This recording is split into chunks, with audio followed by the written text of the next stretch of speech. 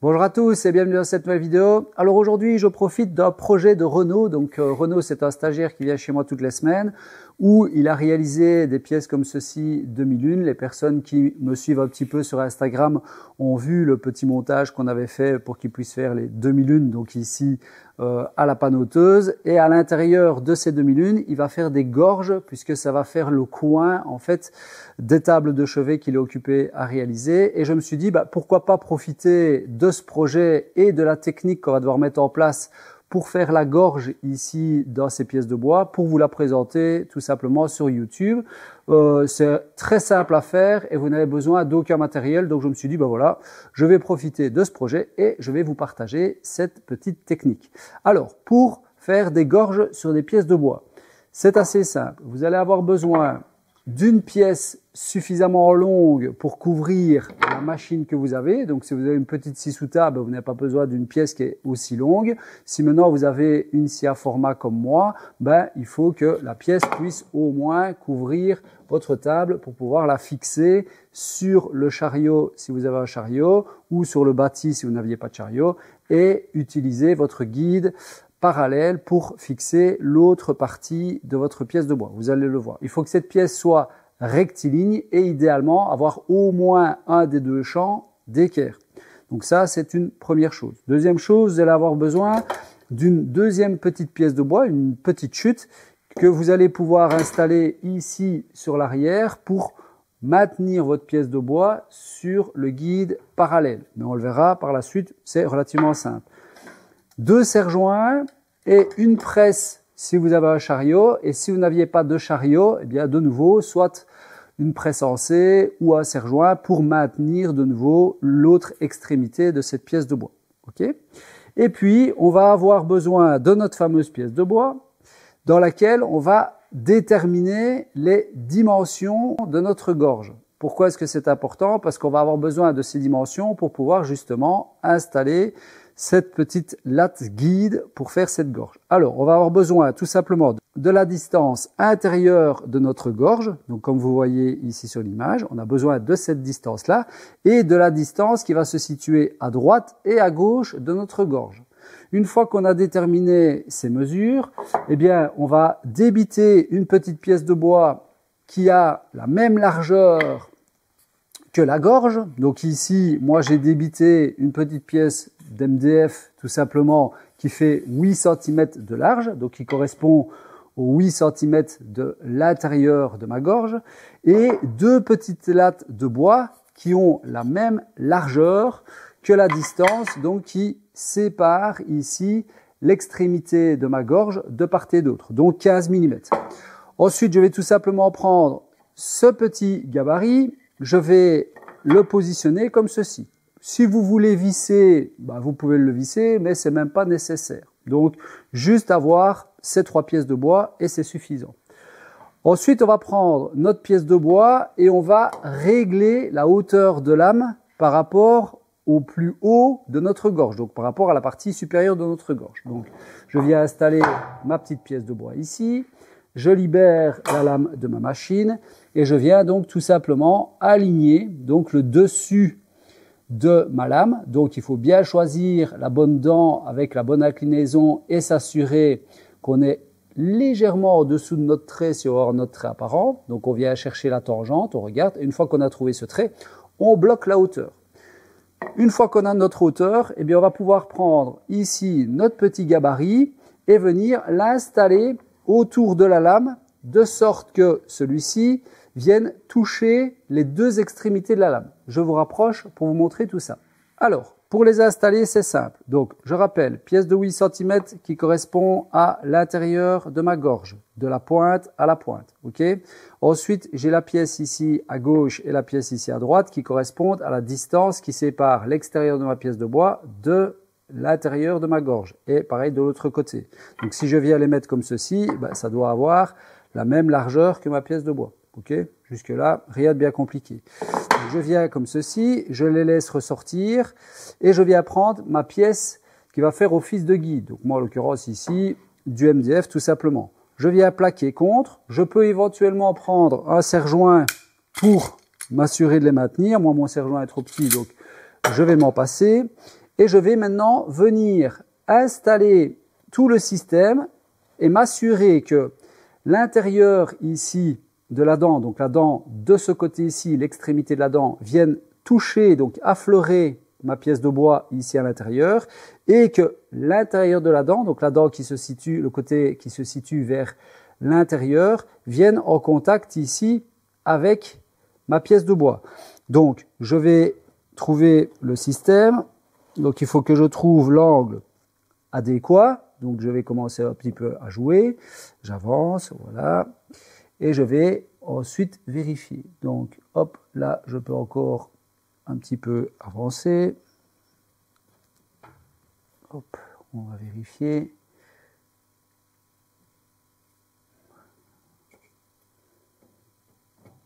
Voilà, là je touche légèrement, je peux, hop, tout simplement redécaler. Voilà, je touche. On entend, hein, vraiment très léger. Et ça doit toucher également de l'autre côté de la même manière. À partir du moment où j'ai trouvé les deux jonctions, donc ici c'est pareil, je touche également de la même manière. Donc là, je peux bloquer mon système. Donc moi j'ai une scie à format, donc je peux tout simplement utiliser mon presseur, que je me rapproche ici, je viens le bloquer, tout simplement. Voilà, et je vais pouvoir bloquer de l'autre côté, et je vous montre comment je procède. Alors, pour bloquer ici de l'autre côté, c'est simple. Je vais avoir une petite pièce de bois que je vais bloquer ici sur mon guide parallèle. Donc, hop, avec un serre-joint. Voilà. Je vais tout simplement pouvoir avancer mon guide parallèle de sorte que je sois en contact avec. Donc, je vais reculer ici. Je vais pouvoir avancer mon guide comme ceci. Voilà. Et je vais tout simplement pouvoir le bloquer avec mon serre-joint. Voilà. Donc, ma pièce de bois est bloquée de ce côté-ci. Donc, mon guide est bloqué de ce côté-ci. Et de l'autre côté, donc, avec le presseur. Mon guide parallèle, il est bloqué, donc il ne saurait pas bouger. Ça veut dire que cette pièce-ci, c'est terminé. Elle ne sait plus bouger. Je peux l'utiliser comme guide. Alors, une dernière petite vérification. Donc, j'ai ma pièce ici de 8 cm qui correspond à l'intérieur de ma gorge. J'ai ma pièce ici de 15 mm qui correspond à la distance entre l'extérieur de ma pièce de bois et l'intérieur de la gorge. Donc, je viens comme ceci. Je vois que je suis donc contre mon trait et on entend que je touche la pièce de bois. Donc je suis bien aligné et je suis évidemment contre ma pièce guide. Je viens mettre ma pièce de 8 ici contre et je vais prendre mon autre pièce de 15 mm et je vais tout simplement venir vérifier de l'autre côté de nouveau ma pièce de bois afin que ma lame touche légèrement. Donc on entend qu'elle touche également légèrement. Ça veut dire que je suis parfaitement aligné à mon trait à l'intérieur et à mon trait à l'intérieur. Maintenant, je vais pouvoir redescendre ma lame pour faire une première passe à 2 à 3 mm maximum et je vais remonter de 2 à 3 mm à chaque passe jusqu'au moment où je vais me retrouver donc sur le dessus de ma gorge tout simplement. Allez, c'est parti. Donc, je redescends ici ma lame pour reprendre juste quelques millimètres et je vais donc avancer petit à petit. J'ai un poussoir à talon, c'est-à-dire que j'ai un petit talon ici pour maintenir ma pièce sur l'arrière et m'assurer de ne pas rentrer dans la lame. Je vais prendre mon deuxième poussoir également pour maintenir la pièce de bois contre mon guide parallèle. Alors, attention, on aurait pu mettre un deuxième guide, mais voilà, c'est pas spécialement nécessaire, sauf pour une question de garantie d'être droit. Mais il ne faut pas appuyer comme un bœuf, et si on ne reprend que 2 à 3 mm, il n'y a vraiment aucun risque. Donc, je vais lancer la machine. Ici, c'est vraiment une petite pièce, hein, donc généralement, la pièce, elle est plus longue que le poussoir. C'est ici juste pour l'exemple et montrer comment ça fonctionne. Donc, je recule et je lance la machine et l'aspiration.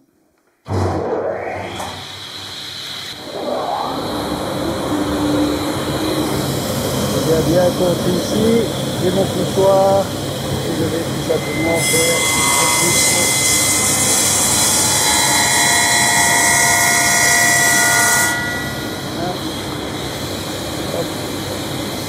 Et je vais remonter comme ceci petit à petit de 2 mm à 2 mm grand maximum.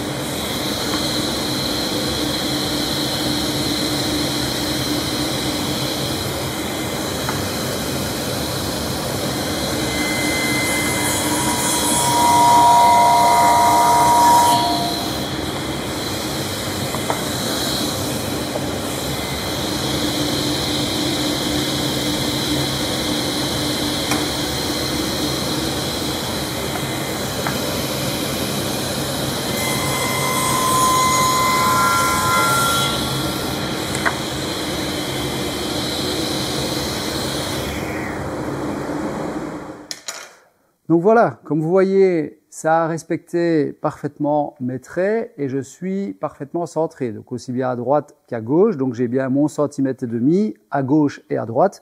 Maintenant, il me restera à couper donc le coin à 45 degrés d'un côté et à 45 degrés de l'autre pour pouvoir en faire une corniche de plafond ou faire une corniche de cuisine ou faire une moulure composée, etc. Donc comme vous voyez, c'est relativement simple et au niveau matériel, il vous faut juste une planche suffisamment rectiligne avec idéalement un bord d'équerre pour pouvoir faire office de guide parallèle. Vous avez besoin du presseur de votre machine ou d'un serre-joint ou encore d'un système de presse sur votre scie sous table si vous faisiez ça sur une scie sous table. Et puis tout simplement une petite pièce de bois qui est fixée sur le guide parallèle de votre machine et deux serre-joints donc pour maintenir cette latte guide tout simplement. Donc vous voyez qu'il n'y a pas besoin de faire des montages d'usinage ou d'acheter des gabarits que l'on peut vendre éventuellement dans le commerce pour ce genre de choses, puisque c'est des pratiques qu'on va faire relativement occasionnellement. Donc si maintenant vous faites principalement des corniches comme ceci de votre activité, il est évident que ça vaut peut-être la peine de vous faire un gabarit. Maintenant, si vous faites ça une fois à l'occasion, comme vous voyez, c'est un jeu d'enfant pour l'installer et vous n'avez besoin d'aucun matériel supplémentaire pour pouvoir faire ce genre de choses. Voilà, j'espère que cette vidéo vous a plu, peut-être que vous avez appris une chose ou l'autre pour les personnes un petit peu plus novices. Je vous donne rendez-vous dans une prochaine vidéo. D'ici là, je vous souhaite à tous une bonne soirée ou une bonne journée en fonction de l'heure à laquelle vous avez regardé cette vidéo. Salut, salut!